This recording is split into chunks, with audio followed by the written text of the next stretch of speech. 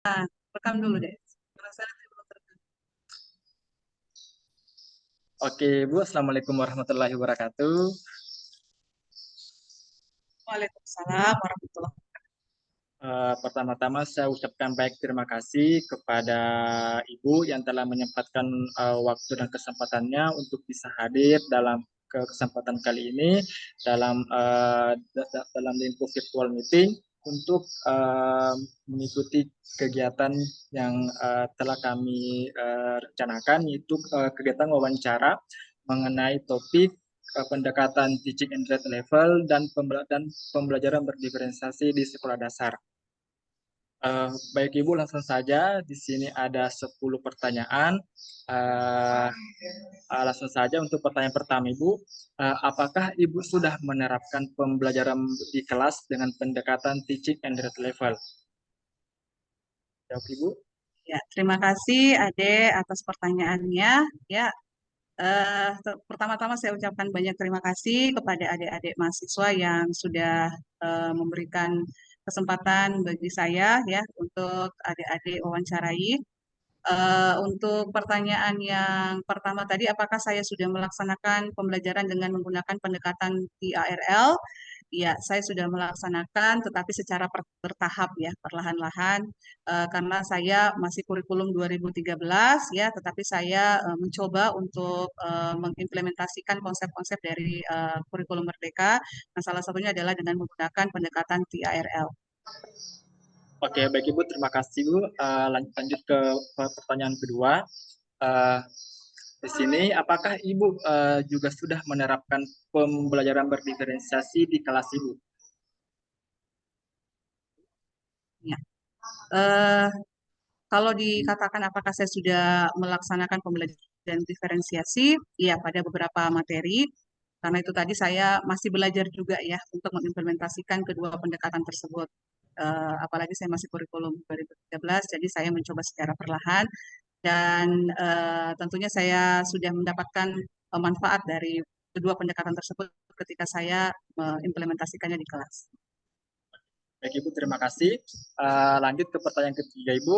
Bagaimana Ibu merancang pembelajaran menggunakan pendekatan teaching and grade level khususnya di sekolah dasar dan di kelas? Iya. Eh, Bagaimana saya merancang ya pembelajaran dengan menggunakan pendekatan TARL. Kita kembali lagi terlebih dahulu, apa sih pendekatan TARL itu ya? Pendekatan TARL kalau menurut pengetahuan saya dari apa yang saya sudah baca dan saya juga sudah implementasikan, pendekatan TARL itu merupakan pendekatan yang mengacu kepada tingkat pemahaman dari peserta didik. Ya, bukan dari tingkat kelas ataupun tingkat usianya. Ya, meskipun usianya sama, tetapi pemahaman mereka terhadap materi tertentu itu pasti berbeda-beda. Nah, untuk itu, untuk bisa menerapkan pendekatan TARL itu salah satu yang saya gunakan adalah dengan menerapkan pembelajaran berdiferensiasi. Ya, tentu bagaimana saya merancangnya, ya saya pertama tentunya untuk mengetahui sejauh mana tingkatan kemampuan pemahaman dari peserta didik saya terhadap materi tertentu yang akan saya ajarkan, saya melakukan asesmen awal ya asesmen diagnostik apakah secara kognitif maupun secara non kognitif. Kalau secara kognitif saya melihat kesiapan belajar mereka eh, pada tingkatan mana anak peserta didik saya itu level pemahamannya terhadap materi yang akan saya ajarkan, apakah lambat, sedang atau baik. Kemudian setelah saya melakukan pemetaan tersebut di awal, kemudian saya merancang RPP-nya ya karena saya masih menggunakan K13, maka saya menggunakan RPP dan saya lakukan pendekatan diferensiasi pada prosesnya, kemudian pada kontennya dan juga pada produknya.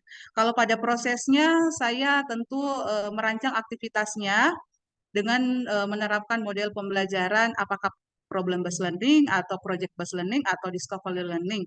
Nah, kemudian di dalam model-model tersebut kan ada pengelompokan. Siswa bekerja dalam kelompok. Nah, di dalam kelompok itu saya pisahkan mereka berdasarkan kesiapan belajarnya. Tetapi ini tidak semua materi ya, tetapi ada materi-materi tertentu yang saya gunakan dengan menggunakan pendekatan berdiferensiasi melalui diferensiasi proses. Nah, karena pendekatan TARL ini dan diferensiasi ini berkaitan ya, kalau TARL itu pendekatan berdasarkan kemampuannya, nah salah satu cara untuk mewujudkannya dengan pembelajaran berdiferensiasi. Itu menurut pengertian saya.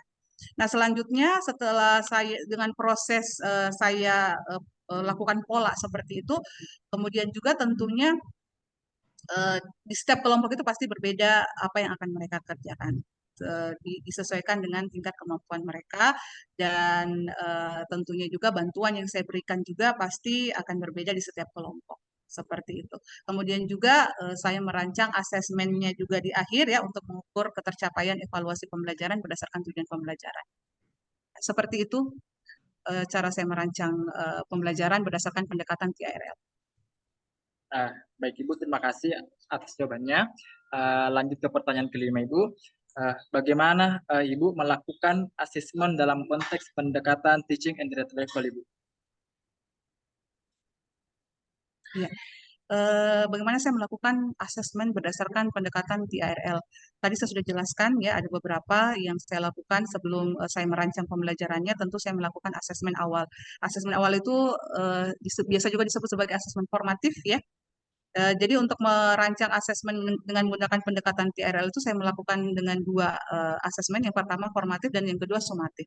Yang formatif itu ya tujuannya adalah untuk melihat kemajuan belajarnya, untuk melihat sejauh mana nih anak-anak level dia, pemahaman dia terhadap materi yang akan diajarkan sejauh mana, kemudian juga keaktifan dia seperti apa, apakah ada kemajuan atau tidak. Nah, kalau untuk asesmen sumatifnya itu untuk melihat ketercapaian dari tujuan pembelajaran, dan itu saya lakukan di akhir pembelajaran. Kalau formatif, saya lakukan formatif as learning, saya biasanya melakukan refleksi terhadap peserta didik saya untuk melihat apakah mereka ada kendala ketika mereka belajar, kemudian ketika saya mengelompokkan berdasarkan tingkat pemahaman mereka, apakah terjalin kerjasama atau justru itu memperhambat ya untuk mereka bisa mengerti akan materi pembelajaran itu. Jadi saya melaksanakan dua asesmen, yaitu formatif dan sumatif.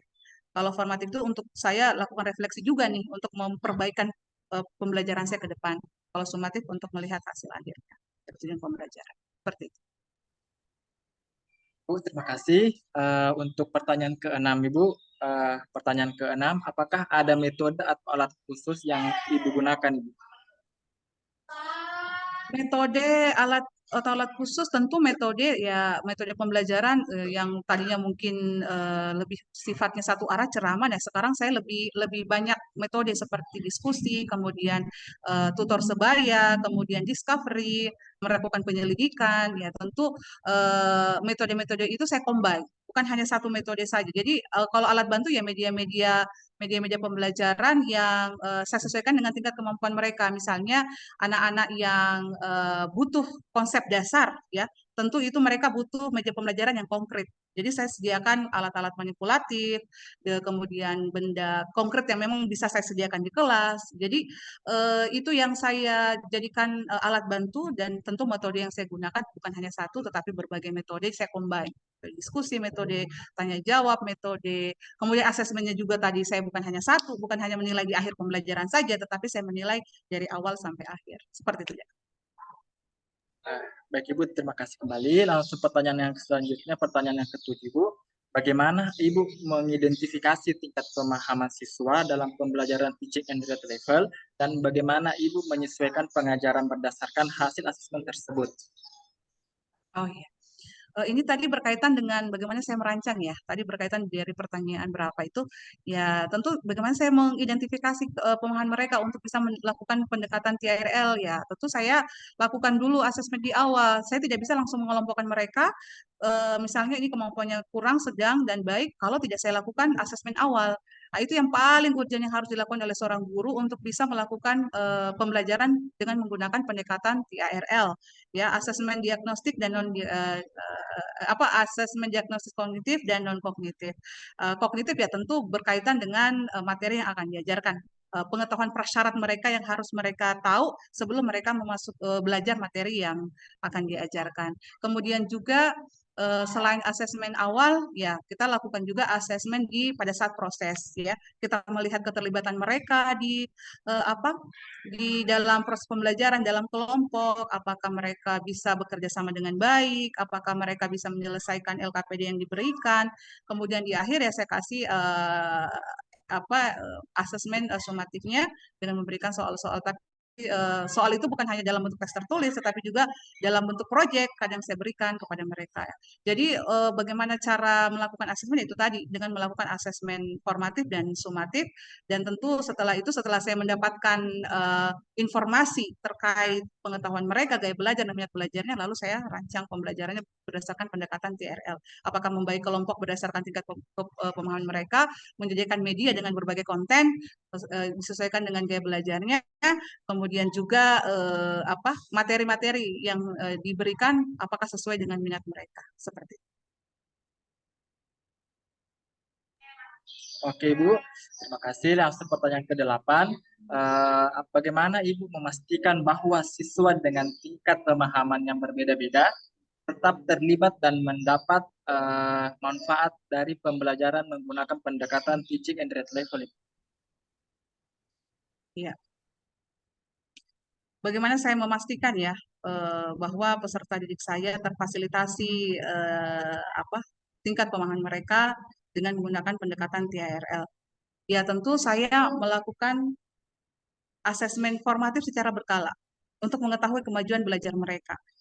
Saya tidak hanya selesai pada setelah saya melakukan asesmen awal, kemudian saya merancang pembelajaran sesuai asesmen awal tersebut, kemudian saya tidak melakukan apa istilahnya kontrol, ya, atau saya terus melakukan asesmen formatif secara berkelanjutan untuk melihat progres dari mereka, dan saya pastikan dan bagaimana juga cara saya memastikan ya tentu ketika dalam proses pembelajaran yang sudah saya rancang dengan menggunakan pendekatan TRL, saya tentu sudah memikirkan strategi apa yang harus saya lakukan terhadap ketiga kelompok yang saya kelompokkan berdasarkan tingkat pemahamannya. Ya tentu saya memastikan dengan cara apa? Saya memberikan bantuan kepada peserta didik yang kelompoknya itu masih sangat lambat. Kemudian juga bagaimana saya cara memastikannya, apakah mereka bekerja dalam kelompok, kemudian mereka pahami apa yang menjadi tugas mereka. Ya tentu saya dampingi mereka dan saya melihat dengan melakukan itu tadi penilaian secara berkala pada saat awal proses dan akhir untuk melihat progresnya, kemajuannya, dan untuk memastikan mereka apakah mereka mendapatkan manfaat dari pendekatan TRL ini, tentu dengan melihat hasil akhir juga, ya, apakah mereka tuntas dalam melakukan evaluasi akhir sebagai asesmen sumatifnya, seperti itu. Oke Bu, terima kasih. Pertanyaan ke-9, apa sih tantangan terbesar yang Ibu pernah hadapi ketika menerapkan pembelajaran dengan pendekatan teaching and rate level, khususnya di kelas Ibu, dan bagaimana Ibu mengatasi tantangan tersebut? Ya. Tantangan yang saya hadapi ketika menerapkan pembelajaran dengan pendekatan TRL ini tentunya adalah jumlah siswa di kelas yang banyak. Kalau jumlah siswa agak sedikit ya enak kita guru untuk setelah melakukan asesmen awal kita bagi kelompok. Ini kalau saya saja siswa saya itu 35 orang deh. Jadi misalnya kalau saya membagi siswa itu dalam beberapa kelompok, itu misalnya dalam 3 kelompok ya, jadi kelompok yang lambat, sedang, dan baik. Nah, tentu dalam satu kelompok itu kan ada 10 orang lebih, 12 orang. Jelas mereka tidak akan bisa bekerja sama dengan baik, ya, karena lantaran terlalu banyak dalam satu kelompok. Maka saya meminimalisir tantangan tersebut dengan cara saya bagi lagi. Misalnya kelompok A yang lambat itu 12 orang. Jadi saya bagi lagi dengan bagi lagi menjadi kelompok kecil. Jadi ada 2 kelompok yang memang kemampuannya masih lambat. Begitu juga di kelompok yang sedang dan kelompok yang pemahamannya baik. Jadi itu salah satu cara saya untuk mengantisipasi tantangan tersebut. Kemudian juga yang kedua adalah ya pemahaman saya terkait pendekatan TRL. Tentu saya masih awam ya dengan pendekatan TRL tersebut. Saya juga belajar itu secara mandiri. Saya tidak pernah mendapatkan eh, pembelajaran secara langsung dari pelatih atau instruktur ya yang sudah berpengalaman dengan menggunakan pendekatan TRL ini. Ini pure dari pemahaman pribadi saya terhadap apa yang saya pelajari. Nah, tentu saya masih banyak kekurangan karena saya belum bisa pastikan apakah pendekatan TRL yang saya lakukan ini sudah benar atau tidak. Nah, tentu dengan cara untuk saya untuk bisa mengatasi hal tersebut, kekurangan saya dalam memahami pendekatan TRL, saya butuh belajar lebih banyak dengan mengikuti seminar, kemudian mengikuti pelatihan mandiri di PMM, ya, platform Merdeka Mengajar. Dan tentu saya berkolaborasi dengan teman sejawat yang tentunya mereka juga sudah melaksanakan pendekatan TRL tersebut. Dan tantangan selanjutnya ya dari orang tua itu sendiri. Terkadang mereka orang tua itu merasa kok anak saya dikelompokkan apa ya, berbeda ya. Maksudnya pasti mereka sudah tahu oh anak-anak ini satu kelompok kok sama semua, maksudnya di bawah standar semua, maksudnya tingkat pemahamannya. Nah, tentu saya harus cara saya untuk mengatasi tantangan tersebut supaya orang tua tidak merasa dilabel anaknya, ya, tidak merasa anaknya mendapat labelitas, maka saya berkomunikasi dengan orang tua bahwa ini merupakan salah satu pendekatan yang sebenarnya sangat sesuai untuk dilakukan di kelas, bukan untuk melabeli anak bodoh, anak pintar dan sebagainya, tetapi ini supaya cara guru untuk menggampang untuk memberikan bantuan atau memberikan pengajaran kepada siswa dengan tingkat pemahaman yang berbeda. Jadi itu sih yang menjadi tantangan saya di kelas dan solusi itu yang saya lakukan. Oke, baik Ibu. Untuk pertanyaan terakhir, bagaimana si Ibu menyeimbangkan antara memberikan perhatian khusus kepada siswa yang membutuhkan bantuan ekstra dan memastikan bahwa siswa yang lebih cepat dalam memahami materi juga terus termotivasi dan berkembang? Iya. Bagaimana cara saya ya untuk menyeimbangkan anak-anak yang pemahamannya kurang dengan yang memang sudah baik agar mereka merasa apa tadi merasa termotivasi dan berkembang ya kalau anak-anak yang sudah paham. Tentunya cara saya untuk menyeimbangkan adalah ketika proses pembelajaran, ya ketika proses pembelajaran saya berupaya untuk bisa memberikan apa yang terbaik bagi mereka dengan cara seperti ini. Setelah saya kelompokkan mereka, saya memberikan bantuan yang lebih kepada anak-anak yang memang butuhkan bantuan, terutama yang kemampuannya rendah. Terus saya membiarkan anak-anak yang paham itu, yang sudah mulai yang baik pemahamannya, dengan cara saya membiarkan mereka belajar secara mandiri. Dan ketika mereka butuh bantuan ya, saya tetap merespon mereka. Tidak saya biarkan mereka untuk mencari untuk saya tidak lepas secara mandiri betul tidak, tetapi kadang-kadang kala juga mereka bertanya, ya tentu saya akan merespon. Kemudian selanjutnya tentu anak-anak yang sudah dengan pemahaman yang baik, yang berkembang, ya tentu saya memberikan eh, eh, eh, eh, tugas atau tantangan yang lebih kompleks, artinya supaya mereka merasa tertantang lagi nih.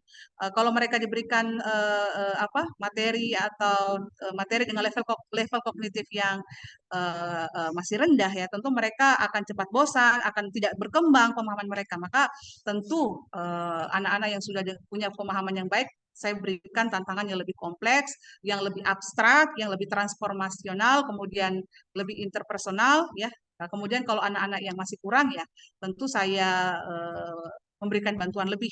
Kemudian juga dengan memfasilitasi mereka dengan media yang mereka butuhkan, media pembelajaran yang mereka butuhkan. Kemudian saya beri tambahan waktu bagi mereka. Kalau kita hanya di kelas kan kurang waktunya, Dek. Jadi saya kadang-kadang mengambil waktu tambahan untuk bisa membimbing anak-anak yang kurang ini. Dan kalau anak-anak yang sudah berkembang, ya saya berikan tugas pengayaan untuk memperkaya lagi pengetahuan mereka agar mereka lebih termotivasi dan berkembang. Seperti itu. Oke Ibu, saya rasa semua pertanyaan telah saya lontarkan dan Ibu telah memberikan jawaban yang terbaik. Baik Ibu, saya rasa cukup sampai di sini saja kegiatan kita hari ini. Jika ada salah kata dari saya mohon maaf Ibu. Saya akhiri dengan ucapan Assalamualaikum warahmatullahi wabarakatuh. Waalaikumsalam warahmatullahi wabarakatuh. Terima kasih.